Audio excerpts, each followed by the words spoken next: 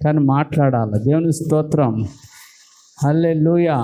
అందరి మధ్యలో నేను యేసు ప్రభుని నమ్ముకున్నాను, నా దేవుడు నాకు గొప్ప, మీ దేవుడు మీకు గొప్ప, ఇలాంటివి మాట్లాడకూడదని మనం మాట్లాడినప్పుడు మన దేవుడు ఇష్టపడతాడు. వాళ్ళు మనల్ని ద్వేషిస్తారు, పోనీ పర్వాలేదులేండి, హల్లెలూయా, వాళ్ళు ద్వేషిస్తారు అని యేసు ప్రభు అందుకే చెప్పాడు. అలాగున్నవారినే ద్వేషిస్తారు, అంతే మౌనంగా ఉన్న వాళ్ళు ఎవరైనా ద్వేషిస్తారా? అందుకే ఇక్కడ చూడండి, మత్తయి సువార్తలో ఒక మాట చెప్పి నేను ముందుకు వెళ్తాను. మత్తయి సువార్త 5వ అధ్యాయంలో యేసు ప్రభు వారు మాట చెప్తూ 11వ వచనం అంటాడు, నా నిమిత్తము జనులు మిమ్మల్ని నిందించి హింసించి మీ మీద అబద్ధముగా చెడ్డ మాటలు పలుకున్నప్పుడు మీరు ధన్యులు, సంతోషించి ఆనందించండి, పరలోకమందు మీ ఫలము అధికమవుతుంది అన్నాడు. హల్లెలూయా. కాబట్టి మనలను ఎందుకు అబద్ధంగా చెడ్డ మాటలు పలుకుతారు అంటే, మనము అక్కడ నా దేవుడు నా విషయంలో చెయ్యి బాగు చేశాడు, కన్ను బాగు చేశాడు, కాలు బాగు చేశాడు, నా అనారోగ్యాన్ని బాగు చేశాడు అని చెప్పినప్పుడు వాళ్ళు ఏం చేస్తారు? కోపం వచ్చేస్తుంది. అమ్మో ఇవి చెప్పిన వీళ్ళందరూ నమ్మేసుకుంటే వీళ్ళు కూడా నమ్మేసుకుంటారని ఎలాంటి అంటే వీళ్ళన్నీ అబద్ధాలు చెప్తారంట. ఏమనేస్తారు? అబద్ధాలు చెప్తారని మన మీద వాళ్ళు ఏమంటే లేనిపోని అబండాలు కూడా వేస్తారు. ఊరకనెట్టి అమెరికా నుంచి వాళ్ళు డబ్బు వస్తుంది, అందుకే అందులోకి దిగిపోయింది, అందులోకి వెళ్ళిపోయింది అని లేనిపోయినవి అన్నీ మాట్లాడతారు. కాబట్టి అప్పుడు మనం చెప్పాలా, మా దేవుడు మా అండ, మా దేవుడు మా సహాయము, మా దేవుడు మాకు సమస్తము ఆయన చూచుకుంటాడు అని చెప్పినప్పుడు ప్రభు నామం మహింపరచబడుతుంది. అక్కడి నుంచి ఉండకూడదు, వెళ్ళిపోవాలా, ఇంకా అక్కడ కూర్చోకూడదు. మనకు విలువ లేని చోట ఎక్కువ కూర్చోకూడదు. బాగా గ్యాప్ పెట్టుకోండి. ఎక్కడ మనకు విలువ ఇస్తారో అక్కడ కూర్చోవాలి. విలువ లేని చోట ఒక మాట అనాలా, ఇంకెక్కడి నుంచి మనం వెళ్ళిపోవాలి. హల్లెలూయా. అంటే వాళ్ళు మనలను హింసించడానికి, మనల్ని ఇంకా ఏదో రెచ్చగొట్టడానికి చూస్తూ ఉంటారు. కాబట్టి ఇంకా ఆ చోట్లో కూర్చోకూడదు. ఆ చోటు ఏమైపోయిందంటే అపహాసకులు కూర్చుండే చోటు అది. అదే చోటు వాక్యం చెప్తుంది వెళ్ళిపో, అక్కడ కూర్చోవద్దు అన్నాడు, వెళ్ళిపోవడమే. దేవుని స్తోత్రం, హల్లెలూయా. సరే, అది మన సబ్జెక్ట్ కాదు. ఇప్పుడు మనం చెప్పుకుంటున్నది ఏంటంటే, ఇప్పుడు మనం మాట్లాడుకుంటున్నది ఏంటంటే అపోస్తల కార్యాల గ్రంథం 19వ అధ్యాయము. బాగా వినాలి. అపోస్తల కార్యాల గ్రంథం వస్తున్నప్పుడు దేవుడు నాకు పాట ఇచ్చాడు, ఆ పాట రాసుకున్నాను. ఆ పాటలోంచే ఈ విషయాలు చెప్పాలని ప్రేరేపించాడు. అపోస్తల కార్యం 19వ అధ్యాయం 1 నుండి 6 వచనాలు. అపోస్తల కార్యం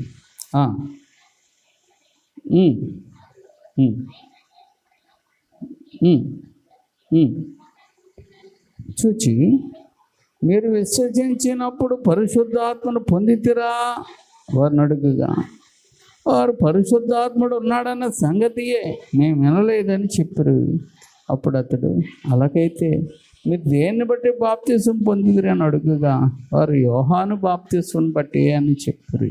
అందుకు పౌలు, యోహాను తన వెనక వచ్చి వాని యందు అనగా యేసునందు విశ్వాసం ఉంచవలనని ప్రజలతో చెప్పుతూ మారు మనసు విషయమైన బాప్తిసం ఇచ్చాను. వారు ఆ మాటలు విని ప్రభువైన యేసు నామమున బాప్తిసం పొందిరి. ఈరోజు చాలామంది మేము బాప్తిసం పొందేసుకున్నామండి, పొందుకున్నాం, ఏం చేసాం? ఎప్పుడు తాగుతూనే ఉండండి. ఈ మధ్యకాలంలో ఒక పాస్టర్ గారు ప్రార్థన చేశాక నాకు మార్పు వచ్చిందండి, ఇప్పుడు సన్నిధికి వస్తున్నానండి, ఇప్పుడు సన్నిధిలో ఉంటున్నానండి, సరిపోతుందా అండి అంటే సరిపోదు. అంటే నువ్వు తీసుకున్న బాప్తిస్మం అది మారు మనసు నిమిత్తం బాప్తిస్మము, అది మారు మనసు లేదు నీకు. ఎందుకంటే యేసుక్రీస్తుని గురించిన విషయాలు నీకు తెలియవు. అందుకని ఇప్పుడు నువ్వేం చేయాలా? ఆ బాప్తిస్మం నువ్వు తీసుకున్నావు కానీ అది బాప్తిస్మం నీది కాదు, అది యేసుక్రీస్తు యొక్క బాప్తిస్మం కాదు, అది వేరే బాప్తిస్మం. కాబట్టి యేసుక్రీస్తులో నువ్వు ఒకసారే బాప్తిస్మం తీసుకోవాలా. ఆ బాప్తిస్మం నువ్వు తీసుకోవాలన్నప్పుడు వారు ఆ మాటలు నమ్మి ప్రభువుని విశ్వసించి బాప్తిస్మం తీసుకున్నారు. ఇప్పుడు వాళ్ళు ఎన్ని బాప్తిస్మాలు తీసుకున్నట్టు? ఎన్ని? ఒకటే. అండి వాళ్ళు ఎన్ని తీసుకున్నారు? యేసుక్రీస్తులో ఒకటే. మరి అంతకుముందు యోహాన్లో తీసుకున్నారు. ఆ బాప్తీసం అది బాప్తీసం కాదు, అది యేసుక్రీస్తు బాప్తీసం కాదు. అదే బాప్తీసం యోహాను బాప్తీసం. నువ్వేం తీసుకున్నావు ఒకప్పుడు? నీకు తెలియక తీసుకున్న బాప్తీసం, లేకపోతే అర్థం కాక తీసుకున్న బాప్తీసం, లేకపోతే యేసు ప్రభు మేలు చేస్తాడని తీసుకున్న బాప్తీసం. అంతే తప్ప నువ్వు సువార్తను నమ్మి తీసుకున్న బాప్తీసం కాదు. కనుక ఇప్పుడు నీకు మారు మనసు వచ్చింది కనుక ఇప్పుడు నమ్మి బాప్తీసం తీసుకోవాలి. హల్లెలూయా, హల్లెలూయా. అలా చెప్పినప్పుడే మా పాస్టమ్ గారు లోబడి నా చేత బాప్తీసం తీసుకున్నారు. కాబట్టి మా పాస్టమ్ గారు కూడా నాకు ఆత్మీయ బిడ్డే. దేవుని స్తోత్రం. హల్లెలూయా, హల్లెలూయా, దేవుని స్తోత్రం. కాబట్టి ఏమంటే వినడం కాదు, విని లోబడడం గొప్ప. వినడం కాదు, విని లోబడిన వారు గొప్ప. హల్లెలూయా, హల్లెలూయా. ఇలాగే కొంతమందికి చెప్పాను, లోబడలేదు, పోయారు, ఇప్పటికీ అలాగే ఉన్నారు. కాబట్టి నువ్వు పాపముతో ఉండి పరిశుద్ధంగా బతుకుతానంటే అది అవ్వదు. మరి పాపమును నువ్వు జయించాలంటే ముందు యేసు శిలువ రక్తమును అంగీకరించి వచ్చావు, కానీ పాపాన్ని జయించలేకపోతున్నావు. వచ్చావు, కొన్ని రోజులు బాగానే ఉన్నావు, కానీ మళ్ళీ తర్వాత పడిపోతున్నాం, జయించలేకపోతున్నాం. దానికి కారణం ఏంటంటే నీకు శక్తి లేదు. అవును, శక్తి లేనివాడు కదండి పడిపోతూ ఉంటాడు. ఎవరు పడిపోతారమ్మా? బలహీనంగా ఉన్న వాళ్ళే తూలు పడిపోతూ ఉంటారు కదా. అలా ప్రతిదానికి నువ్వు పాపంలో పడిపోవడానికి కారణం ఏంటంటే నీకు శక్తి లేదు. ఇప్పుడు శక్తి లేదని హాస్పిటల్కి వెళ్తే గ్లూకోజ్ ఎక్కిస్తారు, సెలైన్ బాటిల్ ఎక్కిస్తారు, అంటే మంచి శక్తి వస్తుంది. అలాగే ప్రభు దగ్గరికి వెళ్తే ప్రభు పరిశుద్ధాత్మ అభిషేకంను ఇస్తాడు. హల్లెలూయా. ప్రభు ఏమిస్తాడు? పరిశుద్ధాత్మ అభిషేకం ఇస్తాడు. ఇక్కడ చూడండి, అపోస్తుల కార్యగ్రంథం 19వ అధ్యాయంలో అంటే 1వ వచనంలో రాయబడింది ఏంటంటే, మీరు విశ్వసించినప్పుడు పరిశుద్ధాత్మను పొందితిరా. ఏమన్నాడండి? మీరు విశ్వసించడం అంటే మీరు నమ్మినప్పుడు పరిశుద్ధాత్మను పొందుకున్నారా అని అడిగారు. వాళ్ళు ఏమన్నారు? పరిశుద్ధాత్ముడు ఉన్న సంగతే మేము వినలేదని చెప్పారు. అలా పరిశుద్ధాత్ముడు అంటే ఎవరండి? ఆ మాట మేము ఎప్పుడు వినలేదు, ఆయన ఎవరో అన్నారు. ఈ రోజుల్లో కూడా చాలామంది విశ్వాసులు అన్నవారు పరిశుద్ధాత్మ అభిషేకం పొందుకున్నారా, పరిశుద్ధాత్మ నింపుదల మీరు పొందుకున్నారా అంటే, పరిశుద్ధాత్మ నమ్మి బాప్తిజం పొందుకున్నాం, ఇంకేం కావాలి అనేవాళ్ళు చాలామంది ఉన్నారు. పరిశుద్ధాత్మ ఆయన ఎవరో అనేవాళ్ళు చాలామంది ఉన్నారు. ఇక్కడ ఎలాగైతే అడిగారో అలాగే క్రైస్తవ లోకములో కూడా పరిశుద్ధాత్ముడు అన్న వ్యక్తి ఉన్నాడా? ఆయన ఎవరు? యేసు ప్రభువే కదా దేవుడు, ఆయన ఎవరు అని అడిగేవాళ్ళు కూడా ఈనాడుకు కూడా అనేక చోట్ల ఉన్నారు. అంతెందుకండి, ఔసప్రేయర్ విజయ్ కుమార్ గారు తెలిసే ఉంటుంది, కాకినాడలో మంచి పెద్ద చర్చ్ కదా. హల్లెలూయా, హల్లెలూయా. ఆయన ఫెలోషిప్ అంటే దేవుని స్తోత్రం, హల్లెలూయా. ఆయన ఫెలోషిప్ అంటే లేమెన్ అనే గ్రూపులో నుండి నమ్మి బాప్తిసం పొందుకొని ప్రభులోకి వచ్చి ప్రభు కొరకు సమర్పించుకొని సేవకు వచ్చి చిన్న అరుగు మీద సేవ చేసి సంఘం పెరిగింది, అనేక మంది వచ్చారు, సంఘం కట్టారు, బాగుంది. అయితే విషయం ఏంటంటే ఆయన ఒక ప్రాంతానికి వెళ్ళాడట. వెళ్ళినప్పుడు ఒక చిన్న పాప వచ్చిందంట. వచ్చి అంకుల్ అన్నదట. ఏమ్మా అని అడిగాడట. మీరు ప్రభుని నమ్ముకున్నప్పుడు పరిశుద్ధాత్మను మీరు పొందుకున్నారా అని అడిగిందంట. అడిగితే పరిశుద్ధాత్మను నేను పొందుకుంటావేటి? ఆల్రెడీ బాప్తిసం తీసుకుంటే పరిశుద్ధాత్మ ఉన్నట్టే కదా, బైబిల్లో చెప్పబడ్డది కదా అని అతను అన్నాడట. మళ్ళీ అడిగిందంట, బాగా ఆలోచించండి అంకుల్, మీరు నమ్మినప్పుడు పరిశుద్ధాత్మను పొందుకున్నారా? అప్పుడు అతన్ని దేవుడు ఆత్మ ప్రేరేపిస్తున్నట్ట, పొందుకోలేదు. ఆ ఆలోచన అలా పెట్టుకొని ఉన్నప్పుడు దక్షిణ కొరియా వెళ్ళినప్పుడు అక్కడ అనేక మంది పరిశుద్ధాత్మను పొందుకుని శక్తితో నింపబడి భాషలు మాట్లాడి దేవుణ్ణి ఆరాధిస్తున్నప్పుడు అది చూచి ఇతను కూడా పశ్చాత్తాపంతో తన పాపాలు ఒప్పుకొని చేతులెత్తినప్పుడు దేవుని ఆత్మ వారిని కూడా తాకి అభిషేకించింది. హల్లెలూయా. అప్పుడే ఆయన సంఘం 300 500 ఉన్న సంఘం వెంటనే 2000 3000 4000 5000కి పెరిగిపోయింది. దేవుని స్తోత్రం. హల్లెలూయా.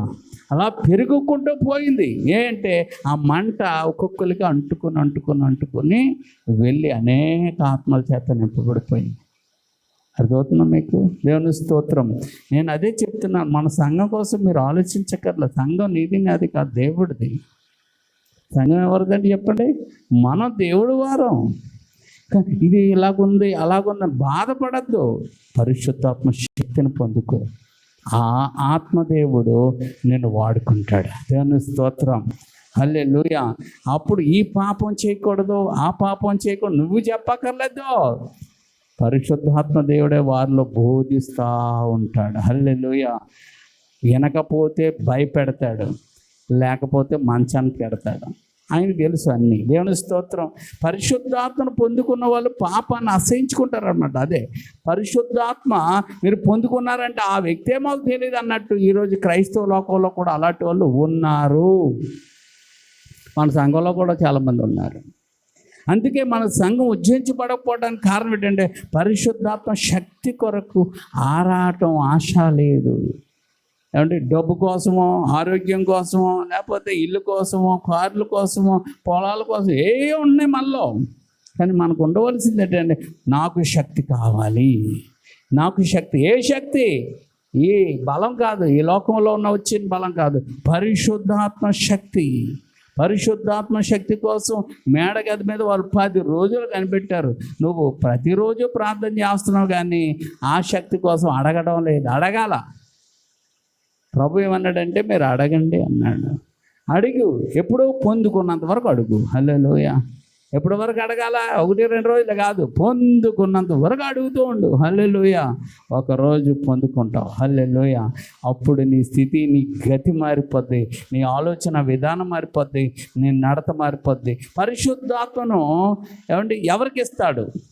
ఈరోజు చెప్తాను. పరిశుద్ధాత్మను ఎవరికి ఇస్తాడు? చూడండి, అపోస్తలుల కార్యాల గ్రంథం. అడిగిన వాళ్ళు అందరికి ఇచ్చేస్తాడా? అడిగిన వాళ్ళకి అందరికి ఎవడో? వాక్యం అలా చెప్పలేదు. అడగండి మీకు ఇస్తాడు అన్నాడు. కానీ ఎవరికి ఇస్తాడు? అది కూడా బైబిల్లో రాయబడ్డది. అపోస్తలుల కార్యాల గ్రంథము 5వ అధ్యాయము 32వ వచనం. దేవుడు తనకు విధేయులైన వారికి అనుగ్రహించిన పరిశుద్ధాత్మయు ఈ సంగతులు సాక్షులమై ఉన్నామని చెప్పారు. అంటే దేవుడు ఎవరికి ఇస్తాడు? తనకు విధేయులైన వారికి అనుగ్రహిస్తాడు. పరిశుద్ధాత్మను అడిగిన వాళ్ళకి అందరికి ఇచ్చేస్తాడు పాస్టర్. అడిగిన వాళ్ళందరికీ కాదు, ఎవరైతే విధేయత లోబడుతున్నారో, నేను కాదయ్యా నీ మాటనయ్యా, నా చిత్తం కాదయ్యా నీ చిత్తమైనయ్యా, నా కార్యం కాదయ్యా నీ కార్యమేనయ్యా అని అన్నిటికీ ఆయనకు అప్పగించేసుకుంటున్నారో వారిని పరిశుద్ధాత్మ దేవుడు నింపుతాడు. హల్లెలూయా. హల్లెలూయా. అందులో డౌటే లేదు. మీరు ఎంతమంది ఉండక్కర్లేదు, మీరు ఖచ్చితంగా నిలబడండి అంతే.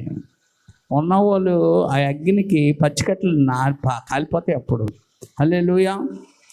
అయితే ఎవరి మీదకి అడిగిన వాళ్ళకి అందరికి ఇస్తాడా పరిశుద్ధాత్మను? అడిగిన వాళ్ళందరికి కాదు, లోబడిన విధేయత చూపిన వాళ్ళందరికీ కూడా ఆయన్ని ఖచ్చితంగా ఇస్తాడు. దేవుని స్తోత్రం. హల్లెలూయా. అయితే పరిశుద్ధాత్ముడు మనలో ఉన్నాడని ఎలా తెలుసుకోవాలి? ఇది కూడా బాగా మనం టెస్ట్ చేసుకోవాలి కదా. మనకు శక్తి వచ్చిందంటే టెస్ట్ చేసుకోవాలి కదా. మనకు శక్తి వచ్చిందంటే మనం ఎలా టెస్ట్ చేసుకుంటాం? లేస్తాం, నిలబడతాం, ఇలా చూసుకుంటాం, బాగానే ఉన్నాను. అప్పుడు నడుస్తాం, అప్పుడు ఎలా చూసుకుంటాం, బాగానే ఉన్నాం. పరిగెడతాం, ఎలా బాగానే ఉంది అని నీకు ఆ విషయాలు జరుగుతుంటేనే నీకు అర్థమైపోతుంది. ఏమని? నాకు బలంగా ఉన్నాను అని. దేవుని స్తోత్రం. అలాగే పరిశుద్ధాత్మ మనలో ఉన్నాడు అని రుజువు కావాలంటే, ఇప్పుడు మన ఇంటిలో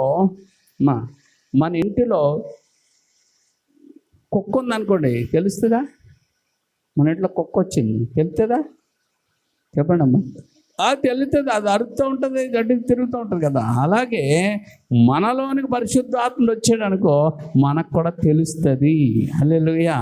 ఏంటంటే అనవాళ్ళు ఏంటి చెప్పండి పాస్టర్ గారు అంటే, కొన్ని చెప్తాను, చాలా ఉన్నాయి కానీ కొన్ని చెప్తాను. మొదటిది ఏంటంటే మత్తయి సువార్త 4:4లో దేవుని వాక్యం మీద ఆకలి పెరిగిపోద్ది. దేని మీద? మా పలావుల మీద, చికెన్ల మీద, రొట్టెల మీద, దోశల మీద, చెప్పండి, ఇడ్లీల మీద. ఇడ్లీల మీద కాదు, ఏం తిందాం, ఏం తాగుదాం, ఏది వండుకుందాం, ఇది కాదు. వాక్యం మీద ఏమైపోతుందంటే గొప్ప ఆకలి ఆకలి ఆకలి. వాక్యం వినాలి, వాక్యం వినాలి, వాక్యం చదవాలి, వాక్యం చదవాలి, వాక్యం నేర్చుకోవాలి. ఈ తపలు తిరుగుతూ ఉంటాయి లోన. ఒకటది. రెండోది ఏంటో తెలుసా? పాపంపై మన మనసులో బాధ కలుగుతుంది. ఏం కలుగుతుంది? బాధ. ఏ విషయంలో? పాపం విషయమై మనం చాలా బాధపడుతుంటాం. అయ్యో ఒకప్పుడు అలా నడిచింది, ఏం బతుకు, కానీ దేవుడు నన్ను విడుదల ఇచ్చాడు. అలాగ మనలాగా వాళ్ళు ఎవరు చేస్తున్నారు? నాకు ఇలాగ ఒకప్పుడు ఎందుకు పనికిరాని ఇలాంటివి చేస్తున్నారు, అలా చేస్తున్నారు, అలాగుంటున్నారని వాళ్ళని బట్టి పాప విషయమై మనకి ఏం కలుగుతూ ఉంటుంది? బాధ. అది వస్తుందంటే పరిశుద్ధాత్మ నీలో ఉన్నాడు, అభిషేకించాడు. ఉన్నాడు లెక్క వేరు. ఇప్పుడు అభిషేకం కోసం చెప్తున్నాను, శక్తి కోసం. హల్లెలూయా. రెండోది ఏంటో తెలుసా? మూడోది 16:8 చూడండి. యోహాను సువార్త 16:8. యోహాను సువార్త 16:8. అన్నిటికీ మనకు రెఫరెన్స్ ఉండాలి కదా. 16ది. అదిగో ఆయన నీ మీదకి వచ్చాడు కనుక ఇప్పుడు నేనేం చేస్తాడంటే, నువ్వు పాపం చేయడం కాదు, పాపం చేస్తున్న వాళ్ళందరి విషయంలో నువ్వు వేడి ప్రార్థన చేయ అంటాడు. దేవుని స్తోత్రం. ఆ బరువు బాధ్యత నీ మీద పెడతాడు. ఎందుకు? దాని మీద నువ్వు అసహించుకుంటున్నావు గనక. హల్లెలూయా. అందుకే నువ్వు అసహించుకుంటున్నావు గనక ఆ పని నేను ఎత్తి మీద పెడతాడు. దేవుని స్తోత్రం. అర్థమవుతుందా? అంటే నీ మీద ఇప్పుడు ఏముంది? ఆయన అభిషేకము, ఆయన ఉన్నాడు. హల్లెలూయా. అందుకే అది జరుగుతోంది. మూడో కార్యం ఏంటంటే 1 తెస్సలోనిక 5:17లో నీలో ఏముంటుందంటే ప్రార్థన అనే మంట ఉంటుంది. ఏముంటుందంటే మంట మండుతుంటే ఊరకనే ఉంటావా? ఉండవు. అంటే చాలామంది ప్రార్థన అంటే బోరు అన్నాడంటే వాళ్ళకి ఏమి లేదంటే మంట లేదు. అందుకే బైబిల్లో ఉంటుంది, పాత నిబంధనలో, బలిపీఠం మీద నిత్యము అగ్ని మండుచుండవలెను. ఆరిపోకూడదు. దేని మీద? బలిపీఠం మీద. ఆ బలిపీఠం నీ హృదయమే బలిపీఠం. హల్లెలూయా. నీ హృదయం అనే బలిపీఠం మీద ఏమవుతుండాలా? అగ్ని మండుతూ ఉండాల. మనం పాట పాడితే చాలు, అగ్ని మండించు, అగ్ని మండి. అగ్ని మండడం? ఈ బలిపీఠం మీద అగ్ని మండాల. పరిశుద్ధాత్ముడు ఉంటే మండుతూ ఆరనివ్వకుండా చూసుకుంటాం. అదే పరిశుద్ధాత్మ లేదనుకో, ఆ సినిమాకి వెళ్ళిపోతావు, నీ ఇష్టంకి వెళ్ళిపోతావు, పార్కులకి వెళ్ళిపోతావు. అంటే నీకు తోచినట్లుగా ఉంటుంది. అది ఇది ఆయనకు తోచినట్లుగా ఉంటుంది. దేవుని స్తోత్రం. పరిశుద్ధాత్మ అభిషేకము ఎవరి మీద అయితే ఉంటుందో వారి జీవితం అంతా ఎలాగుంటుందంటే ఆయనకు తోచినట్టుగా ఉంటుంది. అదే పరిశుద్ధాత్మ శక్తి లేని వారి జీవితం ఎలా ఉంటుందంటే వారికి తోచినట్టుగా ఉంటుంది. చూసారా ఎలాగుందో? దేవుని స్తోత్రం. 1 తెస్సలోనిక 5:17 చదవండి. అదేంటండి, ప్రతి విషయమునందు అది కృతజ్ఞతాస్తుతులు, విజ్ఞాపన ప్రార్థన. ప్రార్థన చేయాలని ఉంటుంది చూడండి, ఉందా? ప్రతి విషయమునందు ప్రార్థన చేయాలి, ఉందా? ఎందుకు ఉండదు? దేవుని స్తోత్రం. హల్లెలూయా. ఎడతెగక ప్రార్థన చేయాలా అమ్మా? ఆ తెగక అంటే ఎప్పుడు కూడా ప్రార్థన లేదు ఈరోజు అనేది ఉండదు అనమాట. ఎప్పుడు ప్రార్థనతో బండి వెళ్తూ ఉంటుంది. దేవుని స్తోత్రం. అదే తెగక అన్నారు, తెగిపోదు లింకు. దేవుని స్తోత్రం. అంటే పరిశుద్ధాత్ముడు ఉంటే ఎప్పుడు ప్రార్థన అనుభవంలో వాళ్ళు నడుస్తూ ఉంటారు. అందుకే ఆ మంట ఆరిపోదు, ఆ గుండెల్లో ఉన్న మంట ఆరిపోదు. అది 3. 4వది పరిశుద్ధాత్ముడు మనలో ఉన్నాడు అని ఎలా తెలుసుకోవాలంటే పాస్టర్ గారు అంటే 2 కొరింథీ 5:17, 2 కొరింథీ పత్రిక 5వ అధ్యాయం 17వ వచనం. వారి జీవితం కొత్తగా కనపడుతుంది. పాత చింతపండులాగా ఉండదు, పాత పద్ధతులు ఉండవు, పాత ఆలోచనలు ఉండవు, పాత ఏమంటే ప్రవర్తన ఉండదు. వాళ్ళ జీవితం ఎలా ఉంటుంది? కొత్తగా ఉంటుంది. కొత్త అనుభవం, కొత్త మాటలు, కొత్త జీవితం, కొత్తగా ఉంటారు. పాతోళ్ళలాగా ఉండరు, పాపం విషయమై సంతోషించే వారిలాగా ఉండరు, కొత్తగా ఉంటారు. ఎందుకంటే వారు క్రీస్తునందు నిలబడ్డారు కనుక వారు కొత్త మనుషులుగా మారిపోతారు. దేవుని స్తోత్రం. హల్లెలూయా, హల్లెలూయా. చూడండి, కొంతమంది ఎప్పుడు పాత వస్తువులే ఉంచుకుంటారు. కొంతమంది ఏం చేస్తారంటే పాత వస్తువులు అమ్మేసి కొత్తవి కొనుక్కుంటారు. కొత్తవి కొత్తగా ఉంటాయి, పాతవి ఎప్పుడు కూడా పాతగానే ఉంటాయి.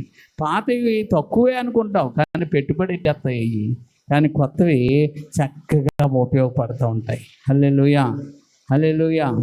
అందుకే మనం ఇక్కడ చూసుకున్నట్లయితే నీవు పాత మనిషివి చచ్చిపోయి కొత్తగా నిన్ను ఆయన చిక్కుకుంటాడు. హల్లెలూయా. ఆయనకి ఎలాగుండాలో, నువ్వు ఎలా మాట్లాడితే ఆయనకి ఇష్టమో అలాగా నీ మాటలు ఉంచుతాడు. ఎలా చూస్తే బాగుంటుందో అలా చూస్తాడు, ఎలా నడిపిస్తే బాగుంటుందో అలా నడిపిస్తాడు. అంటే టోటల్ నిన్ను ఏం చేస్తాడు? కొత్తగా మార్చేస్తాడు. దేవుని స్తోత్రం. ఇది 4వ పాయింట్. ఇప్పుడు మనం 5వ పాయింట్ మనం చూద్దాం.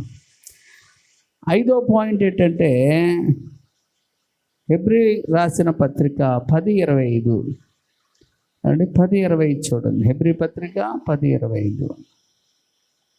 హెబ్రీ పత్రిక 10.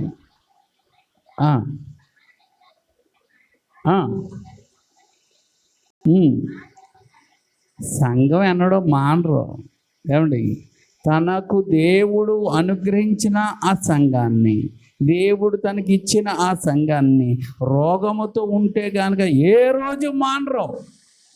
దేవుని స్తోత్రం.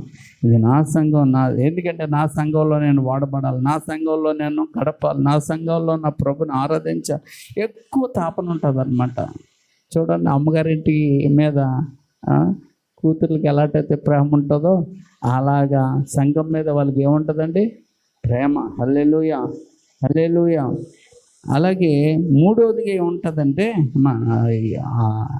6వదిగా ఏముంటుందంటే ఆత్మల పట్ల భారం ఉంటుంది. ఎవరికొకరికి నా సాక్ష్యం చెప్పాలి, ఎవరికొకరికి నా ప్రభు కోసం చెప్పాలి అని ఆతృత, ఆశ ఉంటుంది. అదేమీ లేదనుకో, ఎవడెళ్ళకపోతే నాకేంటనుకుంటున్నారు అనుకో, వారి పరిశుద్ధాత్మ అభిషేకం లేదు. ఉంటే కనుక దేవుడు ఊరకనే ఉన్నప్పుడు ఆయన నిన్ను తోస్తూ ఉంటాడు. తర్వాత 7వ పాయింట్ ఏంటంటే, ఎన్ని పాయింట్లు చెప్పాను? 6 పాయింట్లు చెప్పాను. 7వ పాయింట్ ఏంటంటే ఫలములు ఉంటాయి నీలో. ఏముంటాయి? ఫలం. యేసు ప్రభు నీకు ఉన్నా లేకపోయినా నువ్వు సంతోషంగా ఉంటావు, నువ్వు ఉన్నా లేకపోయినా నువ్వు ప్రేమించే బిడ్డగా ఉంటావు, నువ్వు ఉన్నా లేకపోయినా సమాధానంగా ఉంటావు, నీకు ఉన్నా లేకపోయినా నీకు మంచితనం ఉంటుంది, నీకు ఉన్నా లేకపోయినా నువ్వు విశ్వాసం ఉంచుతావు, నీకు ఉన్నా లేకపోయినా నాకు దేవుడు ఇచ్చాడు చాలని తృప్తి కలిగి ఉంటావు. ఆశా నిగ్రహం అంటారు దాన్ని. ఏమంటారు? ఆశా నిగ్రహం. నీకున్నా లేకపోయినా ఎవరో నీ మీద పడిపోయారండి, వెంటనే గొడవకి వెళ్ళావు, ఆలోచిస్తావు. హల్లెలూయా, ఆలోచిస్తావు. దాన్ని దీర్ఘశాంతం అంటారు. కాబట్టి ఇవన్నీ ఎందులో ఉన్నాయి? ఆత్మ ఫలములో ఉన్నాయి. నువ్వు ఆత్మ అభిషేకం పొందుకుంటే ఆ ఫలం నీకు ఇచ్చేస్తాడు దేవుడు. హల్లెలూయా. ఆ ఫలం అంతా తిను అనిస్తాడు. హల్లెలూయా, హల్లెలూయా. అది ఇంకొకటి ఉంది, అదేంటో దాన్ని వరములు ఇస్తాడు. ఏమిస్తాడండి? వరాలు. ఆ వరాలు 9 వరాలు ఇంకా ఉన్నాయి, పైగా 9 వరాలు పైగానే ఉన్నాయి. ఆ వరములు ఏది నీకు కావాలో అది ఆయన ఇస్తాడు. హల్లెలూయా. ఏమండి, నీకు ఆయన ఏది ఇవ్వాలనుకుంటున్నాడో అది ఇస్తాడు. హల్లెలూయా. ఆ వరం కూడా ఉచితంగా ఇస్తాడు, నువ్వేమి లెక్కించక్కర్లేదు. అప్పుడు ఆ వరం చేత వాడబడతా ఉంటే నేను ఎవరు ఆపుతారు? దేవుని స్తోత్రం. అందుకే తునిలో ఒక బీదరాలు ఉంది. ఏమండి? బీదరాలు. ఆమె ప్రభు వైపు చూసి దీనముగా లోబడి ప్రార్థన చేస్తే దేవుడు ఆమెను అభిషేకంతో అభిషేకించాడు, తన ఆత్మతో అభిషేకించాడు. అభిషేకించి ఏం చేశాడంటే తనకి ఏమంటే దేవుడు ఏం ఇచ్చాడు? వరం ఇచ్చాడు. అందుకే చాలామంది ఫలం అడగరు, వరం అడుగుతారు. ఫలం అడగండి. పరిశుద్ధాత్మను పొందుకునేవారు అందరూ కూడా నీ ఫలముతో నీ ఫలం ఉంటే నువ్వు పడిపోకుండా ఆ ఫలం నిన్ను నిలబెడుతుంది అన్నమాట. వరం అనుకో నీకు ఫలం లేకుండా వరం ఉందనుకో, వరం ఏం చేస్తుందంటే గర్వం తీసుకొచ్చి పడగొట్టేస్తుంది. అందుకే ఏమంటే వరం ఉన్న వాళ్ళు పరలోక రాజ్యానికి ఏమంటే వెళ్తారా అంటే పడిపోతే వెళ్ళరు. అలాగా చాలామంది పెద్ద పెద్ద పాస్టర్లే పడిపోయారు. ఆ పడిపోయిన వాళ్ళు పరలోకం వెళ్ళరు. యేసుప్రభు చెప్పాడు. చూడండి ఒక మాట వరం అంటే అద్భుతాలు, ఆశ్చర్యకార్యాలు, మహత్కార్యాలు, సూచకార్యాలు, గొప్ప గొప్ప కార్యాలు ప్రార్థన ద్వారా, నీ ప్రార్థన ద్వారా దేవుడు కార్యాలు చేస్తాడన్నమాట. హల్లెలూయా. అందుకే చూడండి పరిశుద్ధ గ్రంథంలో 7వ అధ్యాయం, మత్తయి సువార్త 7వ అధ్యాయం, మత్తయి సువార్త 7వ అధ్యాయంలో యేసు ప్రభు వారు ఇలా చెప్పారు. ఏమని చెప్పారంటే అక్కడ 23 చదవండి. 7:22 ఆ దినమందు అనేకులు చూచి ప్రభువా నీ నామమును ప్రవచించావు అన్నారు. ఏం చేశారట?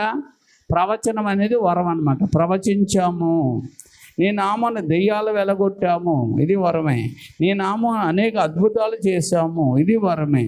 వీళ్ళని ఇది చేసామంటే ప్రభు అంటాడు 23లో, నేను మిమ్మల్ని ఎన్నడూ ఎరగను అన్నాడు. అవన్నీ ఎవరిచ్చారు? ఎవరిచ్చారమ్మా? ప్రభువే ఇచ్చాడు వాళ్ళకి, కానీ వాళ్ళని ఎరగను అంటున్నాడు. అంటే ప్రభు అబద్ధం ఆడుతున్నాడా? అబద్ధం ఆడ కదా. ఎరగలేదు అంటే మీరు నన్ను మోసం చేసుకొని పోయారు. అంటే ఇస్కరియోతుకి యేసుప్రభు తెలుసా తెలీదా? మరి తెలుసు. ఎందుకు? అద్భుతాలు ఆశ్చర్యంగా అన్నీ చేశాడు. కానీ తెలుసు కూడా ఏం చేశాడు? అప్పగించాడా? దాన్నే అదే వీళ్ళందరూ కూడా తెలుసు. పేదోడికి ఏదో పెట్టాలా, లేనోళ్ళకి ఏదో చెయ్యాలా, ఏమన్నా ఆదరించాలా, మేలు చేయాలని ఇలా తెలుసు. కానీ వీళ్ళ కొమ్ములు వచ్చేసాయి. ఏమొచ్చేసాయి? కొమ్ములు వచ్చేసాయి. కొమ్ములు రావడానికి కారణం ఏంటంటే వీళ్ళ ఫలమును పక్కన పెట్టేశారు. దేవుడిచ్చిన ఫలాన్ని ఎప్పుడు ఏం చేయాలా? పక్కన పెట్టకూడదు. ఆ ఫలమును నీలో ఫలింపజేసుకుంటూ వెళ్తూ ఉండాలి. హల్లెలూయా. ఆ ఫలమే ప్రేమ, సంతోషం, సమాధానం, దయాలత, మంచితనం, ఇవన్నీ నీలో అవి పనిచేస్తూ ఉండాలి. విటమిన్స్ అవి ఏటమ్మా?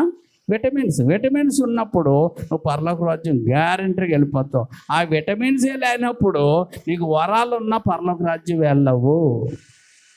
వరాలున్నా పరలోక రాజ్యము వెళ్ళవు. అందుకే వరము కన్నా ఫలము ఉన్నవారు గొప్పవారు. హల్లెలూయా. అందుకే ఫలాన్ని ఏం చేసుకోవాలంటే కాపాడుకోవాలి. ఏం చేయాలమ్మా? కాపాడుకోవాలి. చూడండి మత్తయి సువార్త 7వ అధ్యాయం, మత్తయి సువార్త 7వ అధ్యాయంలో అమ్మా ఒక చక్కటి మాట అక్కడ రాయబడి ఉన్నది. ఏమండి? చూడండి అక్కడ 19 వచ్చిన మంచి ఫలములు ఫలింపని ప్రతి చెట్టు నరకబడి అగ్నిలో వేయబడును. కాబట్టి మీరు వారి ఫలం వలన వారిని తెలుసుకుంటారు. ప్రభువా అని పిలిచి ప్రతివాడు పరలోక రాజ్యంలో ప్రవేశించడు, కానీ పరలోకమందున్న నా తండ్రి చిత్త ప్రకారం చేయువాడే ప్రవేశిస్తాడు. తండ్రి చిత్తం ఏంటి? ఫలించడం. మీరు ఫలించండి, మీరు బహుగా ఫలించండి. ఫలించడం అంటే 2: ఒకటి ఈ లోకంలో అన్ని విషయాల్లో మనం అభివృద్ధి చెందడము, 2 ఆత్మ ఫలముతో నింపబడడం. ఈ రెండిట్లో నువ్వు ఫలించాలనేది దేవుడి కోరిక. నువ్వు ఫలించడం ద్వారా ఆయన నామానికి ఏమొస్తుంది? మహిమ వస్తుంది. అందుకే ఏమండి, నీవు ఈ లోకంలో అన్నిట్లో సమృద్ధి కలిగినట్టుగా నువ్వు ఫలించాలి. రెండోదిగా ఈ లోకంలో నీలో దేవుని ఫలము చూపించాలి. ఏం చేయాలమ్మా? దేవుని ఫలము నువ్వు చూపించాలి. అందుకే పళ్ళున్న చెట్టుకే రాళ్ళు దెబ్బలని, ఈ ఫలాలు ఉన్న వాళ్ళ మీదకే ఏమండి అనేక రకాల శోధనలు అన్నీ వస్తూ ఉంటాయి. కానీ నువ్వు వెనుకడుగు వేయకూడదు. హల్లెలూయా. కాబట్టి ఎందుకు అంటే నీ మీద పరిశుద్ధాత్ముడు ఉన్నాడు, ఆయన చూసుకుంటాడు అన్ని. దేవుని స్తోత్రం. నిన్ను కాపాడే బాధ్యత ఇది. నీకు సదాకాలం ఆయన తోడుగా ఉంటాడు. ఆయన తోడుగా ఉంటాడు. ఏమంటే తారుమారు చేసి పాడేస్తాడు. ఏం చేస్తాడండి? తారుమారు చేసేస్తాడు. లోతు దగ్గరికి వాళ్ళందరూ వచ్చారు. నీ కూతుర్ని నాకు ఇచ్చేయి, మాకు మేము తీసుకెళ్ళిపోతామంటే లోతు ఏమన్నాడు? నీ దగ్గరికి వచ్చిన వాళ్ళు నాకు ఇచ్చేయి అన్నాడు. కూతుర్లు కాదు, నా కూతుర్లు ఇచ్చేస్తానయ్యా, వాళ్ళ జోలికి వెళ్ళొద్దు అన్నాడా? అప్పుడు వాళ్ళ దగ్గరికి వెళ్ళి చెప్పగానే వాళ్ళు ఏం చేశారో తెలుసా? వారి కళ్ళన్నీ పోయాయి, గుడ్డిదనం వచ్చేసి అక్కడక్కడ తిరిగి ఇచ్చేశారు. అందుకే దేవుడితో పెట్టుకోకరా, కళ్ళు పోతాయి అంటారు. అదే దేవుని స్తోత్రం. దేవుడితో పెట్టుకుంటే ఏమవుతే దేవుడు రాయి కళ్ళు పోతాయి అంటారు. కళ్ళు పోయి వాళ్ళకి దేవుడితో పెట్టుకున్నారు వాళ్ళు. కాబట్టి ఆ ప్రజలు ఎవరితో పెట్టుకున్నారు? అక్కడికి వచ్చింది ఎవరు? దేవుడు. ఆ దేవదూతని మనం అనుకుంటున్నాంలే, కానీ దేవుడే వచ్చాడు. హల్లెలూయా. అందుకని వాళ్ళకి ఏమయ్యాయి? కళ్ళు పోయి అక్కడే తడవలాడారు. ఆ తర్వాత కాలు చచ్చారు. ఆ తర్వాత ఏమమ్మా? అగ్ని గంధకాలు ఆకాశం నుండి పడ్డాయి, కాలు చనిపోయారు. కాబట్టి నేను చెప్పేది ఏంటంటే అండి, ఫలం ఉన్నవారు పరలోక రాజ్యం వెళ్తారట అమ్మా. ఫలం ఉన్న వాళ్ళు ఏమవుతారు? అందుకనే నువ్వు మంచి చెట్టు కనుక మంచి ఫలములు ఫలిస్తావు. నువ్వు మంచి చెట్టు. అదే నువ్వు పనికిమాల చెట్టు అనుకో, పనికిమాల కాయలే వస్తాయి. మంచి చెట్టుకి ఏమవుతాయి? మంచి కాయలే. అందుకే చెట్టుని బట్టి ఆ ఫలాలు చెప్పచ్చు, ఫలాలను బట్టి చెట్టుని చెప్పేయచ్చు. కొంతమంది ఉంటారు ఎక్కడయో పళ్ళు, కానీ ఆ చెట్టు పేరు చెప్పుకొని పళ్ళు అమ్మేస్తూ ఉంటాం. ఈ చెట్టు ఏనంటే ఈ చెట్టు రసాలు కోసామండి ముదిరిపోయినాయండి అంటాడు. ఆ చెట్టు కాదు అవి, అంటే ఎక్కడో తెచ్చుకొని ఆ చెట్టు కింద పెట్టుకొని ఆ చెట్టు పేరు చెప్పి పళ్ళు అమ్మేసుకుంటుంటాడు. కాబట్టి యేసుక్రీస్తు ఏ చెట్టు అంటే మంచి చెట్టు, మంచి ఫలములు ఫలించాలి. హల్లెలూయా. కాని చెట్టు పనికిమాలిన ఫలాలు ఫలిస్తుంది అనమాట. అందుకే పనికిమాలిన చెట్టు మంచి ఫలములు ఫలింపనేరదు అని దీన్ని బట్టి చెప్పాడు. అందుకే మనం పరిశుద్ధాత్మ ఈ కడవరి కాలంలో మరి ముఖ్యంగా మనకి ఏముండాలంటే ఆత్మశక్తి ఉంటేనే మనం జయించగలం. లేకపోతే మన వల్ల ఇప్పుడు అయ్యేది కాదు. ఎందుకు మన వల్ల జరిగేది కాదంటే సాతానుడు సమయం కొంచెమే ఉందని చెలరేగిపోతున్న కాలం ఇది. దురాత్మలు ఏం చేస్తున్నాడు అనుకున్నారు? రేపేస్తున్నాడు. అందుకే ఎక్కడ పడితే అక్కడ క్రీస్తుకు వ్యతిరేకంగా అనేక మంది నిలబడడానికి కారణం ఏంటి తెలుసా? వాళ్ళు ఉన్న దెయ్యాలు అండి వారిని లక్కు చేస్తున్నాయి బయటికి. కాబట్టి ఇప్పుడు మనకేముండాలా? దెయ్యాలు ఏమంటే నోర్లు మూసేయాలంటే, పారిపోవాలంటే ఇప్పుడు మనకేముండాలా? ఆత్మశక్తి, పరిశుద్ధాత్మ శక్తి. నాకొక్కడికే కాదు, మనందరం పొందుకొని నిలబడినప్పుడు అప్పుడు యూహిత సమభీకర రూపినకు ఈమె ఎవరు అని దెయ్యాలు పారిపోతాయితే ఒక సైన్యంగా కనబడతాం మనం. హల్లెలూయా. మళ్ళీ కొట్టడానికి వచ్చినోడు కూడా కింద పడిపోయి గిలగిలగలా కొట్టుకొని ప్రభుని అంగీకరిస్తాడు. ఆ దినాలు మనం చూడాలి. అందుకే రోషం లేని ఏమండి ఈ ఏదో వచ్చామా కూర్చున్నామా వెళ్ళిపోయామనే భక్తి కాదు, చేసిన మానిన రోషము కలిగిన భక్తి, శక్తి కలిగిన భక్తి, ఏమండి బలమైన భక్తి మనం చేసేవారికి ఉండాలని మన ప్రభు ఆశ. దేవుని స్తోత్రం. మనం తీర్చాలా, ఆయన ఆశను మనము తీర్చేవారికి ఉండాలి. అంతేగాని శక్తి లేని వాళ్ళకి ఎన్నిసార్లు మనం చెప్పినా అంతే. అందుకే మార్తమ్మ దేనికోసం ప్రార్థించాలా? ప్రభువా నీ ఆత్మశక్తితో నేను నింపబడాలి, నీకు లోబడుతున్నానని. మనలో దేవుడికి ఇష్టం లేని ఏ ఉన్నాయో అందరికీ వాళ్ళకి తెలుసు. అవన్నీ పక్క పాడేస్తూ ఉండాలి. ఆ చెత్త తుడుచుకొని ప్రార్థన చేస్తుంటే ఆయన్ని నమ్మితే అభిషేకిస్తాడు. నమ్మాలైనా. అంతేగాని నువ్వు గంతులు వేసేస్తే కేకలు వేసేస్తే డబ్బు కొట్టేస్తే అక్కడ వరకే అది, మళ్ళీ అది ఉండదు. అంటే దిమ్మరించి పడిపోయిన పాత్ర మీద ఎన్ని లేసినా అది ఎంతకాలమైనా నిండదు. దిమ్మరించబడినట్లుగా మనం ఉండకూడదు. మనం ఎలాగుండాలా?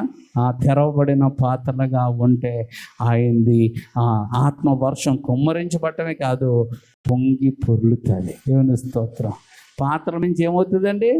అంచుల మటుకే కాదు, అంచుల నుండి పొర్లుతుంది. హల్లెలూయా. అట్టి అనుభవంలో మనం ఉండాలని దేవుడు ఆశపడి నన్ను లేపి ఈ పాట రాయించాడు. మా పాస్టమ్ గారు చూపించాను. మా పాస్టమ్ గారు చూశారు, ఏంటి ఎలా రాసేస్తున్నాడు అనుకున్నా. అప్పుడప్పుడు లేచిపోయి కూర్చొని మంచం మీద నాకేమో నీరసం అయినా రాశాను. దేవుని స్తోత్రం. హల్లెలూయా. చాలా విచిత్రంగా ఉంటాయి. ఇప్పుడు మా పాస్టమ్ గారు ఇప్పుడు చెప్పరు, కానీ ఎప్పుడో చెప్తారు నేను లేనప్పుడు. దేవుని స్తోత్రం. హల్లెలూయా. సేవకులు ఎలా చేసేవారు అలా చేసేవారు అని. ఎందుకు ఈ మాటలు అంటున్నానంటే, మనం రోషముగా ఉండాలి. కొన్ని దినాలు బతికినా, ఎంతకాలం బతికామన్నది కాదు, కొన్ని దినాలు బతికినా బలమైన సేవ చేసి ప్రభు కొరకు అక్కడికి వెళ్ళాలి. హల్లెలూయా, హల్లెలూయా. అందుకే ఏమండి, ఇంచుమించుగా 300 పాటల దగ్గర రాయించేస్తున్నాడు దేవుడు. ఇంచుమించుగా ఏమంటే ప్రతీది కూడా మా అన్నీకి రాయడం అప్పగించాను. ఏ డాడీ ఏ అంటున్నారు, బి అంటున్నారు, ఈ సీడీ అంటున్నారు, 1 అంటున్నారు, 2 అంటున్నారు, 3, ఇవన్నీ ఎందుకు ఒక లైన్లో రాసేయచ్చు కదా ఇవన్నీ నేను అనుకోండి. లైన్లో స్తుతులు అయితే రాసేయచ్చు, కానీ స్తుతి పాట అవ్వదే. పాట అవ్వాలంటే కొంచెం ఏముండాలా? ప్రతిదానికి కొంచెం కలవాలా. కలవకపోతే పాట అవ్వదు కదా. కాబట్టి అమ్మ ఇది సంగతి అని చెప్పాను అనమాట. కాబట్టి 4000 స్తుతులు. ఏందమ్మా? 4000 స్తుతులు. ఎన్ని చరణాలు? 1000 చరణాలు. 1000 చరణాలు, 400 స్తుతులు, 400 పదాలు. 4000 పదాలు, 100 కాదు, 4000 పదాలు. అది ఎవరి చేతన పాడేద్దాం అంటే ఎవరు పాడలేరు, ఎవరు భూమి మీద ఎవరు పాడలేరు అదంతా. కానీ మన చేత పాడేస్తున్నాడు. మనం ప్రతి వారం ఒక నూతన పాట పాడుతున్నాం అన్నమాట. ప్రతి వారం ఒక నూతన పాట. ఏ సంఘంలో పాడరు. ఆ ధన్యత మనకి ఇచ్చాడు దేవుడు. దేవుని స్తోత్రం. మీకు తెలియట్లేదు. మరి ఆలోచిస్తే నిజంగా ఎంత గొప్ప దేవుడే. నిజమే కదా. అది కూడా ఏదో నోటుకొచ్చేసింది కాదు, అదన్నీ వాక్యములో ఉన్న మాటలే. హల్లెలూయా. బైబిల్లో ఉన్న మాటలే. ఏమండి, ఒక స్తుతి పాటగా పాడుకోవటానికి మనకి ఆ ధన్యత, ఆ కృప మనకి ఇచ్చాడు. దీన్ని మనం ఏం చేస్తున్నాం అంటే కొంచెం కింద మంచం కింద పెడుతున్నాం. అందుకే ఎప్పుడైనా ఈసారి క్రైస్తవులు ఎదురుపడితే ఒక్కటి అడగండి, మీరు బాప్తిసం పొందుకున్నారా? పొందుకున్నాం. మీరు బాప్తిసం పొందుకున్నప్పుడు పరిశుద్ధాత్మ శక్తిని పొందుకున్నారా అని అడగండి. ఎంతమందికి పరిశుద్ధాత్మ శక్తి అంటే ఏంటో తెలుస్తుంది మీకు. అందుకే ముందు మీరు పొందుకోండి, అప్పుడు అడుగు తిరిగాను. దేవుని స్తోత్రం. హల్లెలూయా. అప్పుడు చూడండి ఎలాగుంటాయో. దేవుడి కార్యాలు వెనువెంట జరిగిస్తూ ఉంటాడు. అప్పుడు ఏమండి, వీళ్ళు ఎలాగున్నారు, వాళ్ళు ఉన్నారు చెప్పకూడదు. వాళ్ళే భయపడి మారిపోతారు. దేవుని స్తోత్రం. ఏమైపోతారండి? భయం వేస్తుంది. అందుకే ఆనాటి కాలంలో అన్నయ్య సఫీరా చనిపోవడానికి కారణం ఏంటి తెలుసా? భయం పుట్టిందంట. దేవుడే పుట్టిస్తాడు భయం. కాబట్టి వీళ్ళు మారాలి. వాళ్ళు మానవెవరన్నీ మార్చగలం, దేవుడే మారుస్తాడు. హల్లెలూయా. అందుకే ఎవరిని మనం చెప్పినంతలో ఎవరో మారరు, కానీ నువ్వు పరిశుద్ధాత్మతో నింపబడి ఒక్క మాట చెప్తే మారిపోతారు. హల్లెలూయా. అందుకే మనందరం ఇప్పుడు ఏమవ్వాలా? నాకు ఒక్కరికి ఉందంటే సరిపోదు, సంఘం అంతా కూడా ఏమవ్వాలా? మండాలా. సంఘం అంతా మండితేనే ఆ మంట ప్రభావం కలిగినట్టుగా ఉంటుంది. అందుకని ఏదో ఒకరిద్దరు మండితే కాదు, అందరూ మండాలి. అందుకే మేడగది మీద ఉన్నవారు అందరూ మండారు. హల్లెలూయా. ఆ మంట మనకు కావాలి. దేవుని స్తోత్రం. ఆ అభిషేకం మనకు కావాలి. అప్పుడు టీవీ చూడొద్దమ్మా, సెల చూడొద్దమ్మా, అది ఆడొద్దమ్మా, ఇది ఆడొద్దాం ఏం చెప్పక్కర్లేదు. ఆ చిరిగిపోని వేసుకోవద్దు, ఈ చిరిగిపోని వేసుకోవద్దు, ఆ డెప్పకట్ ఆ పిచ్చి కట్టింగ్లు వద్దు అని ఎవరికి చెప్పక్కర్లేదు. అన్నీ మారిపోతాయి. దేవుని స్తోత్రం.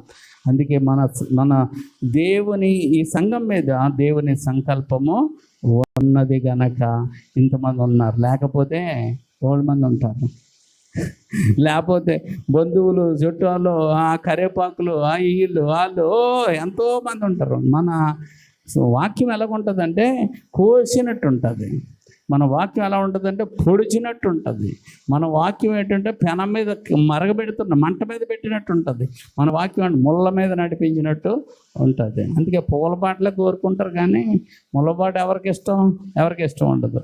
కానీ పరిశుద్ధాత్మను పొందుకున్న వారు ముళ్ళైనా, సముద్రం అయినా, అగ్ని అయినా దేంట్లోంచైనా వెళ్ళిపోతారు. ఏది వారికి హాని చెయ్యదు. హల్లెలూయా. అగ్ని ఏమీ చెయ్యదు, సింహాలు ఏమీ చెయ్యో, సర్పములు ఏమీ చెయ్యో, మహాసముద్రము కూడా వారిని ముంచజాలదు. ఆమేన్. హల్లెలూయా.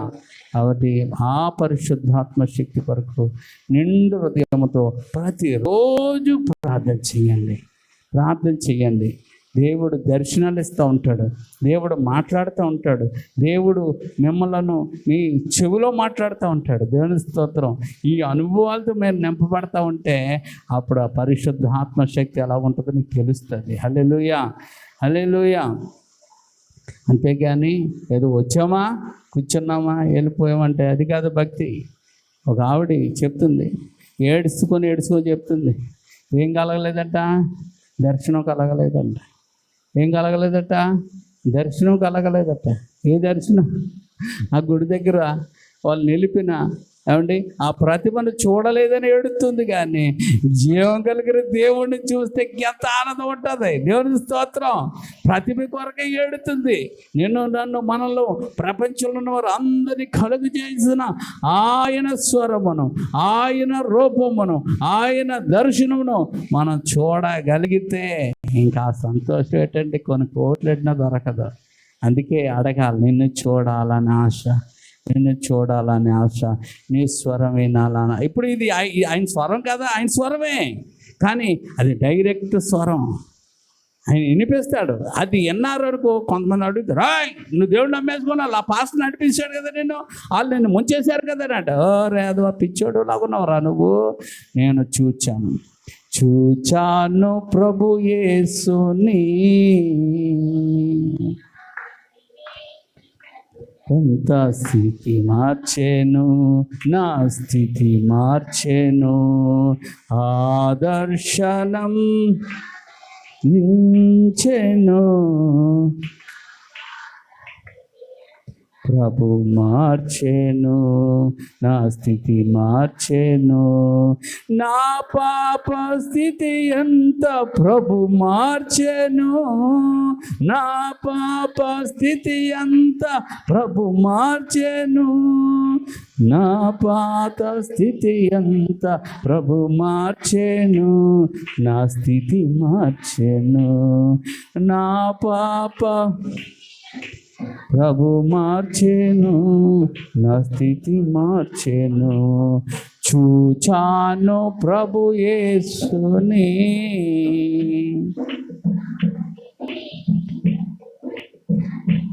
మార్చెను, నా స్థితి మార్చెను.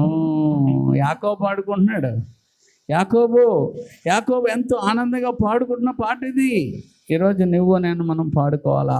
ఆ దర్శనం చూస్తే అప్పుడు చెప్తావు అన్యుల మధ్య, ఆ పాస్టర్ గారు తెచ్చాడా, ఈ పాస్టర్ గాడా, వాళ్ళు చేశారా, వీళ్ళు చేశారంటే అప్పుడు చెప్తావు నేను ప్రభుని చూచాను, ప్రభు స్వరం నేను విన్నాను. ఎవడు చెప్పగలడు అప్పుడు నీకు?